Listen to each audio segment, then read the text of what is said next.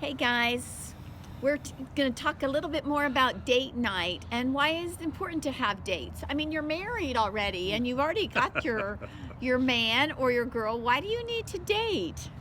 We learn from statistics about marriage that an active marriage that's in really good shape always has connected to it regular date nights.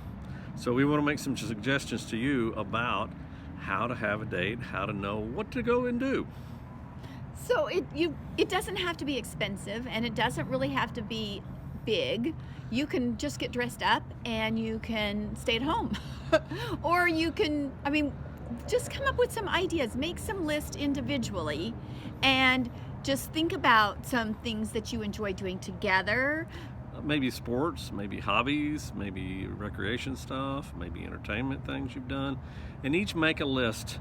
And when you get that list done, then look at the list, both of your lists together, and kind of make a combined list of both of them. And that way, you can then take it and find some creative ideas as part of that.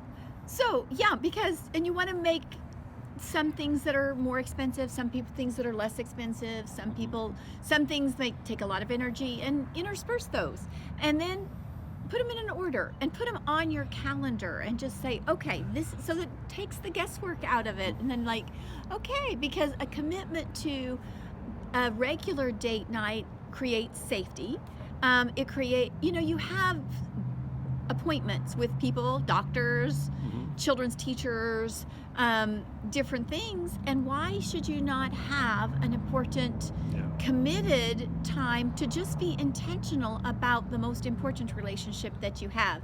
Because having fun and doing things different make life to be not so mundane, and just getting out and doing something. A lot of people say they're too busy for a date. Yeah. And that's why you almost have to get practical, just like if you do in your work world, of get your day timer out or whatever device you use to keep your calendar, and block out the time of when each week you're going to have a date time, and use your list to figure out what you're going to do.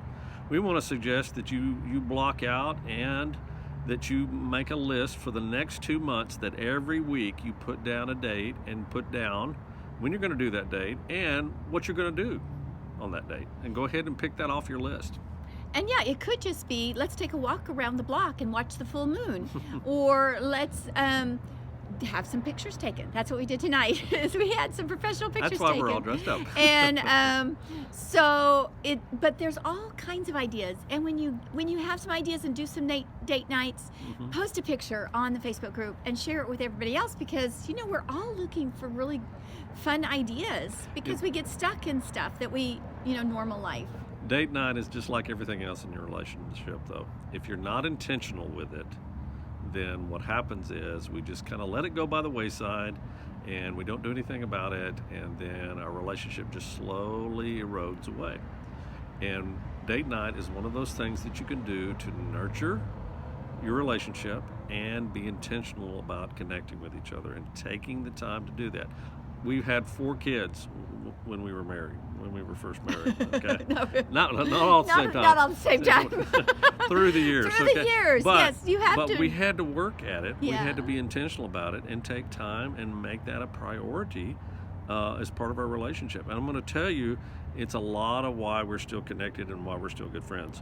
Is we take that space and we take that time to be together and do fun things together. And that's an important part of your relationship, just like anything else. So we want to encourage you to do that.